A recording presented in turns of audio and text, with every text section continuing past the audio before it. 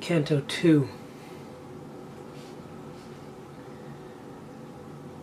The day was now departing.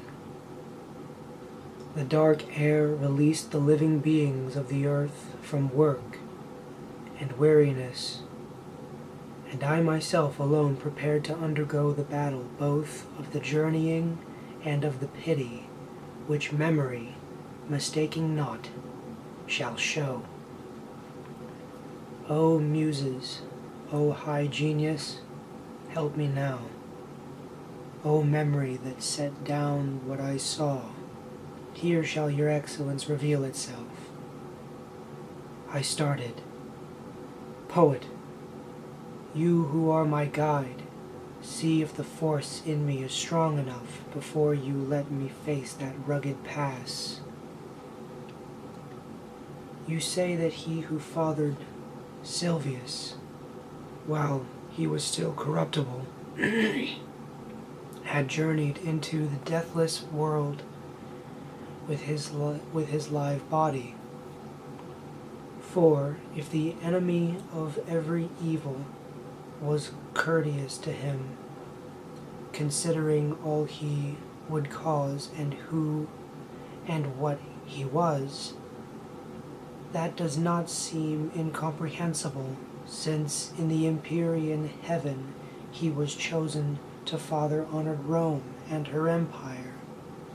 And, if the truth be told, Rome and her realm were destined to become the sacred place, the seat of the successor of great Peter. And though the journey you ascribe to him, he came to learn of things that were to bring his victory and to the papal mantle. Later, the chosen vessel traveled there to bring us back assurance of that faith with which the way to our salvation starts.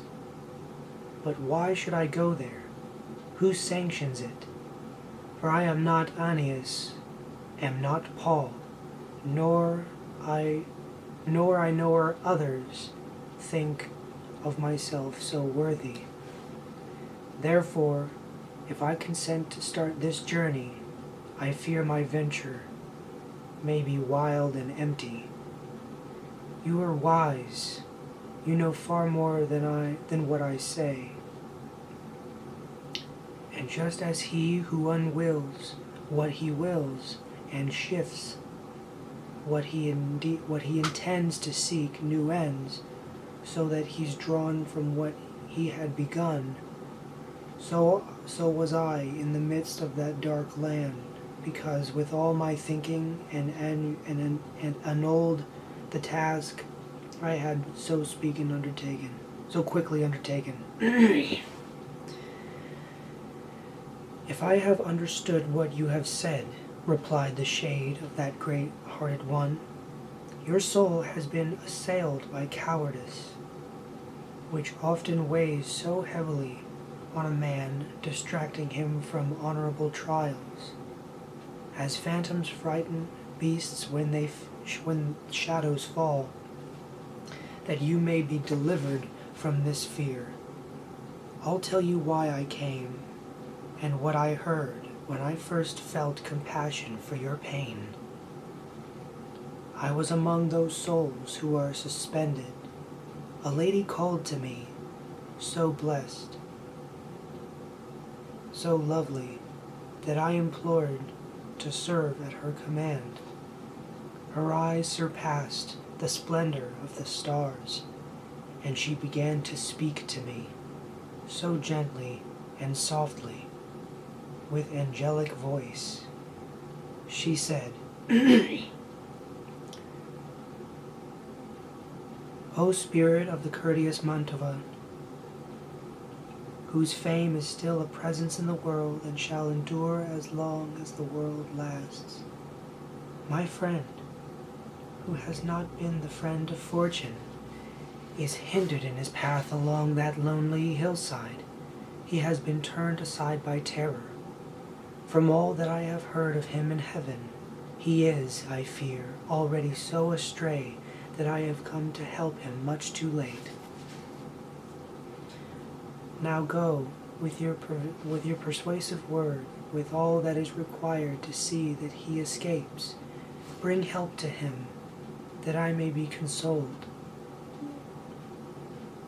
For I am Beatrice, who send you on.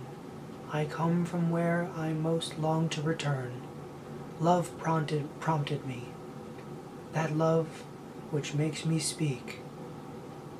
When once again I stand before my Lord, then I shall often let him hear your praises.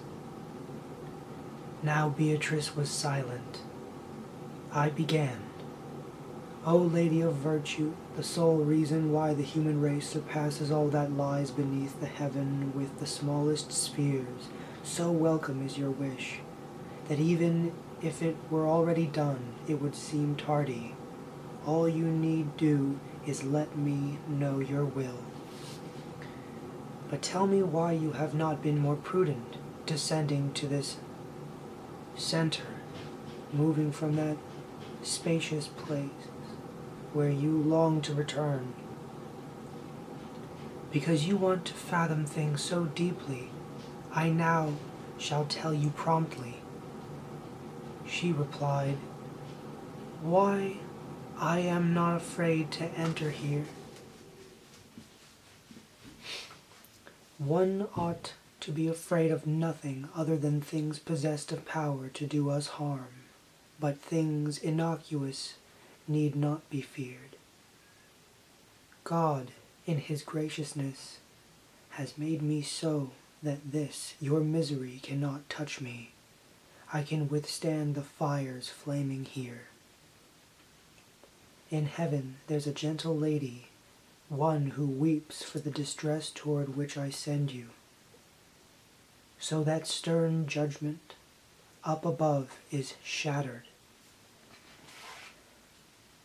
And it was she who called upon Lucia, requesting of her, Now your faithful one has need of you, and I commend him to you. Lucia, enemy of every cruelty, arose and made her way to where I was, sitting aside the venerable Rachel. She said, You, Beatrice, true praise of God, why have you not helped him who loved you so that, for your sake, he's left the vulgar crowd? Do you not hear the anguish in his cry? Do you not see the death he wars against upon that river ruthless as the sea? No one within this world has ever been so quick to seek his good or flee his harm as I.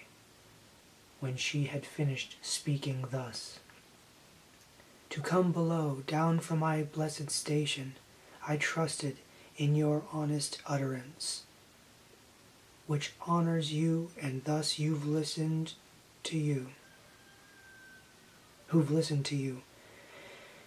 When she had finished with her words to me, she turned aside her gleaming tearful eyes, which only made me hurry all the more, and, just as she had wished, I came to you. I snatched you from the path of the fierce beast that barred the shortest way up the fair mountain. What is it then? Why do you resist? Why does your heart host so much cowardice? Where are your daring and your openness as long as there are 3 such blessed women concerned for you within the court of heaven, and my words promise you so great a good?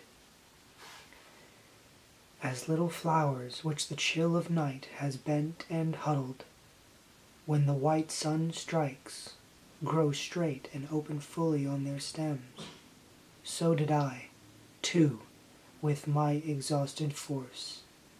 And such warm daring rushed into my heart that I, as one who has been freed, began. O she, compassionate, who has helped me, and you, who courteous obeyed so quickly, the true words that she had addressed to you. You, with your words, have so disposed my heart to longing for this journey. I return to what I was at first prepared to do. Now go. A single will fills both of us. You are my guide, my governor, my master. These were my words to him. When he advanced, I entered on the steep and savage path.